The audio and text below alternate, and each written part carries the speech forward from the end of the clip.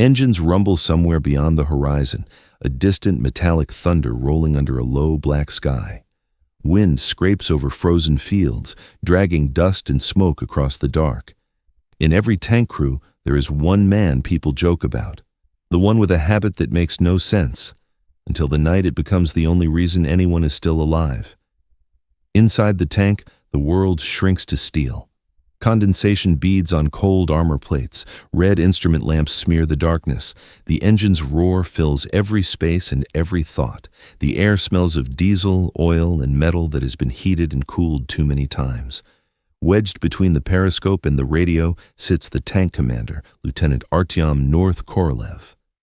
The nickname stuck because he always knew where North was, not because of training, because of the thing hanging from his neck. It looks ridiculous in here. A small, battered children's compass, its cracked glass face scratched and fogged at the edges, the kind of toy a boy might carry on his first expedition into the nearest forest. On his knee lies an old wooden school ruler, the digits and marks deepened by a knife, the wood dark with age and grease. He opens a worn notebook. There are no letters to family in it, no slogans or poems, just straight lines, thin arrows, angles, crude sketches of crossroads, tree lines, ridges, chimneys, church spires, numbers crammed into the margins like muttered warnings. Someone laughs over the engine noise and asks if he plans to reach Berlin by toy compass. Another voice joins in, saying that there is a map, there are orders, and headquarters has already thought for everyone. Why measure and draw like a schoolboy? Korolev ignores them. He presses the little compass flat against the paper. The needle trembles, shivers, then slowly settles. They call it the toy. A child's trinket hanging from the chest of a man who commands 40 tons of steel and explosives. In an army of stamped maps and inked signatures, this cracked circle looks like a joke. But inside this turret, nothing feels like a joke. Every bump hammers the spine. Every grind of the tracks is a reminder that the machine can break just as easily as bones. Every kilometer takes them deeper toward someone else's idea of the front.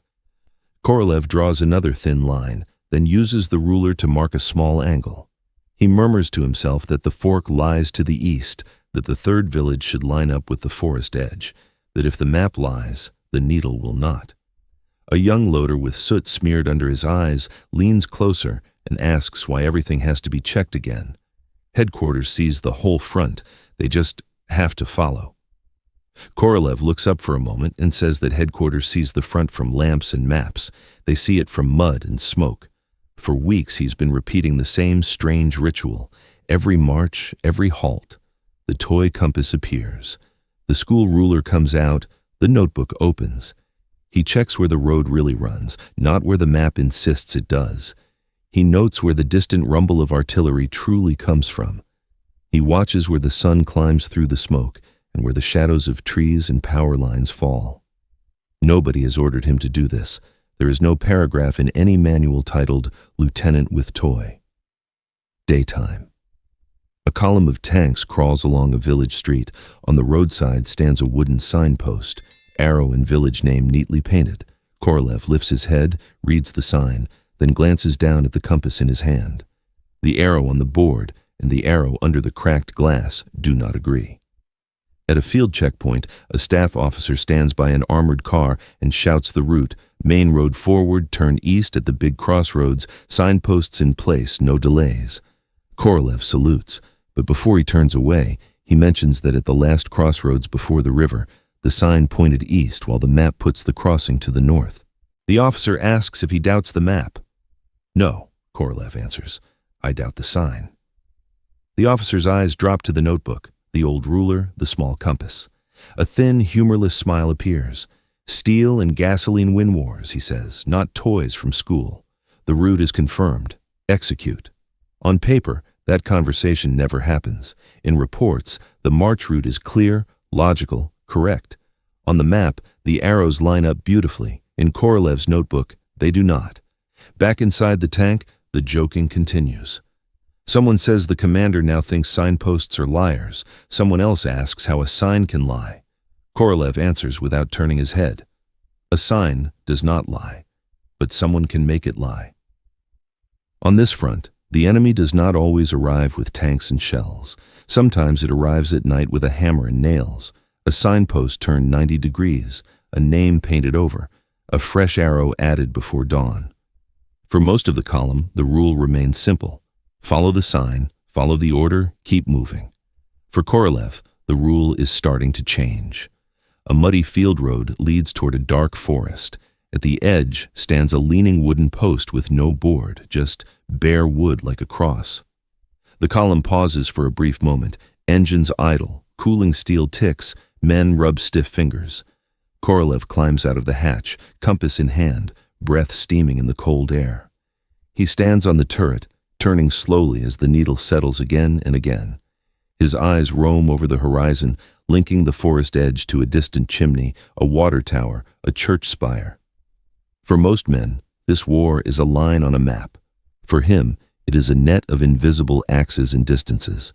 Behind every order that says advance to this point, he hears another question. What if that point is a trap? Someone shouts up at him, asking if he plans to marry the compass or just sleep with it, and warns that they will be late for the war. Korolev drops back into the turret and replies that nobody is ever late to this war.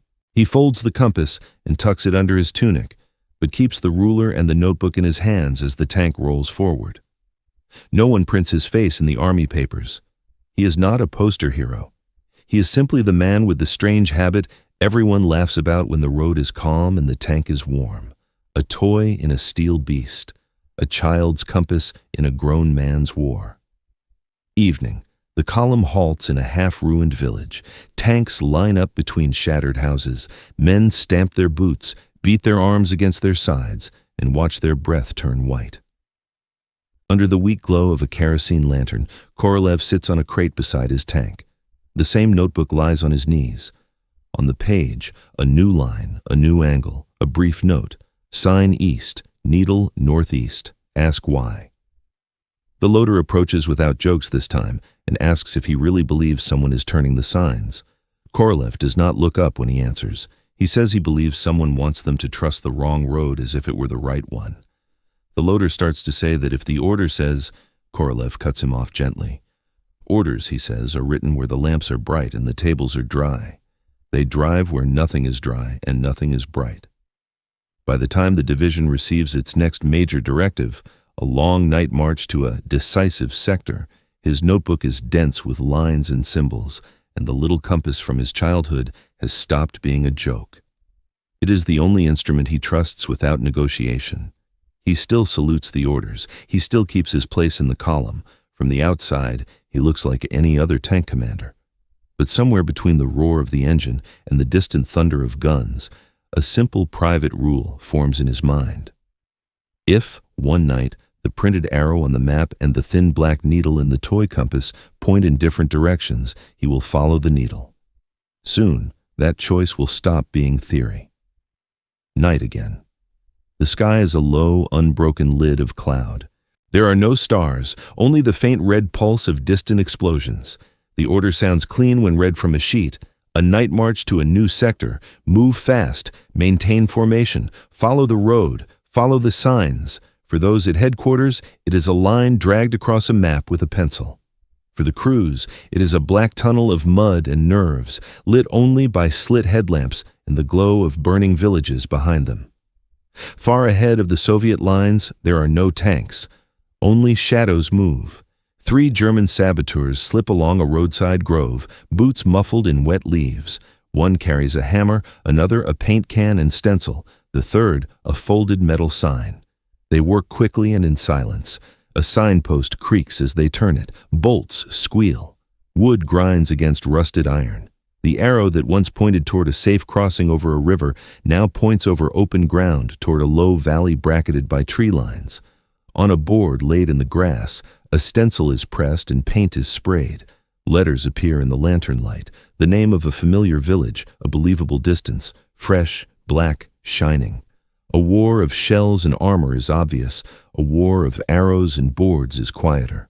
Sometimes it kills more efficiently. Hours later, the Soviet tank column advances. Tracks grind over rutted ground. Engines drone. Hatches are half open, faces pale under helmet shadows. Headlights are hooded to narrow slits, cutting only a thin strip of road ahead. Inside Korolev's tank, the noise is a solid wall. The vibration turns bones and steel into one trembling structure. He has the official map unfolded on his lap, the dog-eared notebook open beside it. The toy compass lies between them, like an impartial judge. He traces the planned route with a finger, straight for 10, east at the big crossroads, then north near the river. The words from the briefing echo in his memory, clipped and confident. Someone peers over his shoulder and asks if that is what they said at the briefing. He answers that it is what they wrote. On paper, the route looks almost elegant. Wide road, clear turn, river crossing, forward to some important sector. In the dark, the road they feel under the tracks is narrow, twisting, with too few landmarks and too many blind curves. The radio crackles with a distant voice, telling all vehicles to maintain interval, not to stop without orders, to follow signposts at every crossroads. The instruction is repeated twice. Follow the signposts. Korolev listens and his eyes narrow. They always emphasize signposts when they are not sure of where the units really are. He does not say that out loud. The column passes a broken farmhouse. Somewhere in the dark, a dog barks once and is lost in the roar of passing engines. Ahead, at the next junction, a pale shape stands by the road, a signboard. Through the smeared periscope glass, he reads it.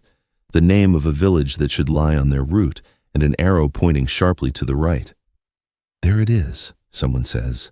Just as promised, the big crossroads in the turn to the east. Hands tighten on the controls. They are ready to swing the heavy machine with the rest of the column. Korolev says nothing. He reaches for the compass instead. He holds it steady, waiting for the trembling needle to find its place. The tank vibrates under him, but after a moment, the arrow settles. It does not agree with the board. The sign claims they ought to turn east. The road beneath them is already heading east.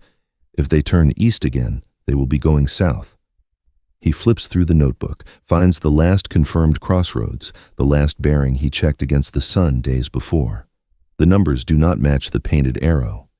He murmurs that this is wrong. Someone suggests that the compass is drunk. He answers that the compass does not drink. On a calm day in a lit room, this would be a simple argument between geometry and paint. Tonight, an entire division rolls forward on blind faith.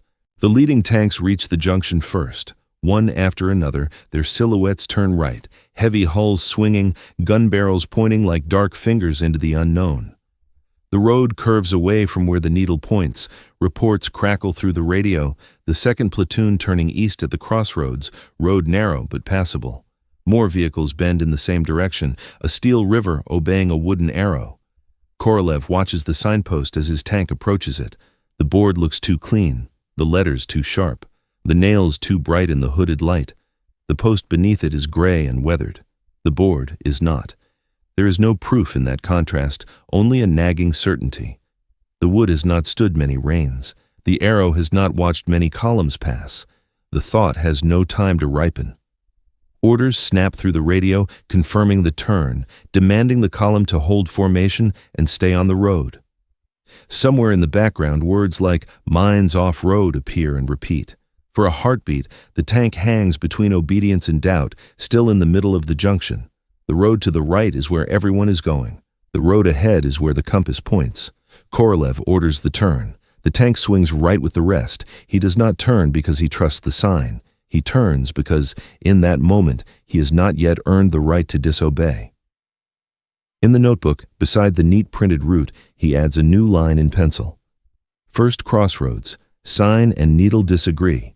Board new. Nails bright. Remember. The night deepens. The road they follow grows tighter, hemmed in by dark slopes and black lines of trees. It feels less like a road and more like a corridor. Branches reach close to the edges, silhouettes of low hills press in. The air grows more still, as if sound itself is waiting for something to happen. Korolev studies the map by weak red lamplight. The broad, clean road drawn there should not feel like this. There should be open ground to the sides, more space, fewer shadows. What he feels under the tracks does not match what ink claims exists. He turns to a page in his notebook, a rough sketch he drew days ago from memory and compass of this area. A fork in the road, a river bend, a higher ridge to the north. In his drawing, they should be climbing toward higher ground, not sinking. His voice drops to a whisper, meant more for himself than for others. This is wrong. They are not going toward the river. They are sliding into a bowl between lines of fire. Someone hears him ask quietly what lines of fire. He looks out at the dark slopes that now loom on both sides and answers. If he were the enemy and wanted to kill tanks, he would put guns there and there. Somewhere ahead, a report comes through. The road bends left, then falls into a shallow dip, visibility poor. Another voice from higher command insists they stay on the road, that there are mines off-road, that the formation must not spread out. It is the perfect instruction for a perfect trap. Keep them in a line. Do not let them scatter. Korolev opens the compass again, even though he already knows where it will point. The thin needle swings, then locks stubbornly in a direction that does not follow the road's new curve. The toy from his childhood no longer looks like something to joke about. It looks like a verdict. The column slows just a little as the ground dips. The feeling of going down into something deepens. The sides rise, banks turning into crude, dark walls. A single flare climbs into the sky ahead, hissing upwards from somewhere beyond the dip. It hangs above the tree line, turning the world silver. For a moment, Korolev sees everything too clearly. The funnel of the sunken road, the flanking ridges, the perfect shape of a killing ground. Then, the flare bursts and dies, and the darkness closes like a fist. Inside the tank, no one speaks. There are moments in war when instinct screams louder than any order. This is one of them. In Korolev's mind, a simple, brutal picture forms. The first tanks will roll into that hollow, and if guns are waiting on the slopes, the opening volley will not just hit steel, it will plug the road with burning wrecks. The throat of the column will choke on its own lead. He looks at the compass. He looks at the map. He looks at the narrow black cut of road sinking ahead. A quiet, dangerous thought rises beneath the noise of engines and static. If they are being driven into a trap, does he truly have to drive his crew into it with them? His hand hovers over the radio switch. The decision he has been postponing since the first turned signpost is no longer far ahead. It is only a few dozen meters of road away. The column crawls deeper into the dip. Engines strain harder. Steel clatters louder as the road slopes down. There's always a point of no return on every road, a place where you either turn or you belong to the trap. The air in the turret feels heavier, squeezed by the unseen earth rising around them. Someone at the controls mutters that the road is dropping and feels like they are going into a bowl. Another hopes aloud that at least they will finally get some cover. Cover, Korolev says quietly, works both ways. He checks the compass one more time. The arrow still points away from the road toward a direction that promises higher ground rather than deeper hollow. On the official map, his finger traces the route straight into this low ground. In his notebook, another line exists, one he drew for himself, skirting the slope, cutting through a stand of trees, avoiding exactly this depression. The compass, the map, the notebook, the road. 4 truths. Only one can be real. The radio carries the strained voice from the front of the column. The lead tanks report poor visibility, narrowing road, no visible enemy yet, continuing. Then, a colder staff tone cuts in, ordering all units under no circumstances to leave the road. Mines are reported off-road. Anyone who breaks formation without orders will answer for it later. The words tribunal and responsibility float between bursts of static. In the turret, someone whispers that if they turn away now, their own side will shoot them if the mines don't get them first. Korolev nods once. If they stay, someone else will. For a few seconds more, nothing new happens. The same grinding, the same rattling, the same suffocating black corridor. The moment stretches thin. Then, far ahead, the night opens. A dull flash blooms low near the ground, orange and dirty. Half a second later, the thunder reaches them, a blunt, heavy impact felt more in the chest than in the ears. Contact. The radio erupts with a shout that is cut in half by interference. Another flash follows, brighter this time. A glow rises beyond the bend, grows and twists into the unmistakable sight of a tank on fire.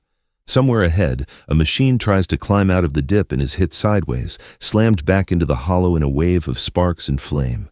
Voices break into the channel, layered over one another. The lead tank is burning, the road ahead is blocked. Reverse, reverse, direct fire from the slopes. Static swallows some of the words. Others end in screams. The trap has teeth. Guns on the ridges fire down into a steel funnel. The first tanks, obeying all orders, have gone forward like they were told. Now their burning hulls begin to plug the only clear path. The column bunches up. Machines behind nearly ram those ahead as drivers slam on brakes. Tracks churn uselessly. Engines roar without movement. Someone inside Korolev's tank demands to know what they are doing. Stopping here feels worse than moving forward. The decision pressing against Korolev's chest has weight now. It feels like the compass itself. He switches the radio to transmit and reports. Road ahead under direct fire. Leading vehicles hit, passage blocked. He requests permission to leave the road and skirt the left slope to flank the guns. Static. A beat. Then the same cold voice from headquarters denies the request. All units are to maintain position and await further instructions. No one is to leave the road. Mines are off-road. Any unauthorized movement will be punished. The word tribunal is clearer this time. Someone in the turret exhales as if a sentence has been read out. That is it then. Before Korolev can answer, another shell lands closer. A geyser of earth erupts in front of the halted column, clattering against hulls like a storm of stones. The explosion rocks their tank, dust showers from seams and bolts. Up ahead in the hollow, the rhythm of fire increases. Flashes crawl along both ridges. Each thunderclap marks another attempt by someone to move, to escape, to do something other than wait to be shot. Fear has its own compass. It points in one of two directions, survival or obedience, rarely both. Korolev looks at the men around him, hands clench white on controls. A loader's fingers hover near the shells, unsure if there will be time to fire again. Another man stares at the ceiling as if he might see through the steel to the sky he might never see again. Korolev tells them to listen. He lays it out without poetry. If they stay in this line, they die here. If they leave the road, maybe it will be mines, maybe their own guns, maybe a tribunal if they live long enough to stand before one. Someone asks what happens if he is wrong. He lifts the small compass between two fingers. Its cracked face catches a thin flicker of light. If he is wrong, he says, at least they will get to blame him. Not a painted arrow on a board. It is not courage. It is not defiance. It is the most brutal kind of choice, which death to accept. He reaches for the radio switch again, and this time turns it off. He will not ask permission twice. His voice hardens when he gives the next order. Turn off the road. Left, now. For a heartbeat, there is paralysis at the controls. Rules, fear, habit, all of them hold the same man in place. Then he looks up at Korolev and sees something that decides it. The levers are yanked. Tracks scream and bite into softer ground as the tank lunges sideways, half climbing off the packed road onto the unseen slope. The machine tilts, armor groaning, mud spraying. From the column, it looks like madness. One tank breaking formation, climbing where no one has told it to climb. The radio crackles to life in other tanks with angry voices, demanding to know who gave that order, ordering the stray vehicle back into line immediately. Threats of punishment spill into the air. Korolev ignores them. He orders more power, demands they reach the thin line of trees higher up. The engine howls in protest as the heavy hull claws at the incline. Tracks slip, bite, slip again. Someone inside mutters about mines, about how they will be the first to find them if they are there. Better us than all of them in a neat row, Korolev replies. It is not the comfort anyone wants, but it is honest. Another shell slams into the road where their tank had stood seconds earlier. The blast tears open the earth, sprays debris and jagged steel over halted vehicles. Had they stayed, the explosion would have hit them squarely. The shockwave nearly rolls the tank backward. For a moment, it hangs at a terrifying angle. The engine screams. Men inside stop breathing. Then the tracks catch. The machine lurches again, dragging itself up and over the first lip of the slope. They break into the thin tree line. Crooked trunks slap against the armor. Branches scrape, leaving long, pale scars on the paint. They are off the road, truly off it. Korolev orders the tank to turn and settle behind a shallow rise, hull down. From here, through gaps in the trees, they can see into the bowl below. The trap reveals itself. Flashes line the far ridge. Gun positions spitting fire in steady rhythm. On the sunken road, 2 tanks burn fiercely, blocking the middle. Others are trapped behind them, unable to move forward or reverse. The column has become a chain, welded in place by fire. The radio is chaos now, conflicting orders, half-heard screams, static and fragments. From above, the scene looks almost neat. 2 lines of fire, 1 line of victims, no room to maneuver, no room to think. The compass lies next to the gun sight now, temporarily forgotten. Korolev no longer needs it to know where to aim. He picks a point on the right-hand ridge, the 3rd muzzle flash from the left. He calls it out, and the gun swings with a whine. The loader slams an armor-piercing round into the breech, metal clanking against metal. The shot shatters the night. Recoil punches through the turret. On the opposite slope, earth and sparks explode around a German gun, and then part of the flashline goes dark. A startled voice bursts from someone else's radio, demanding to know who is firing from the slope.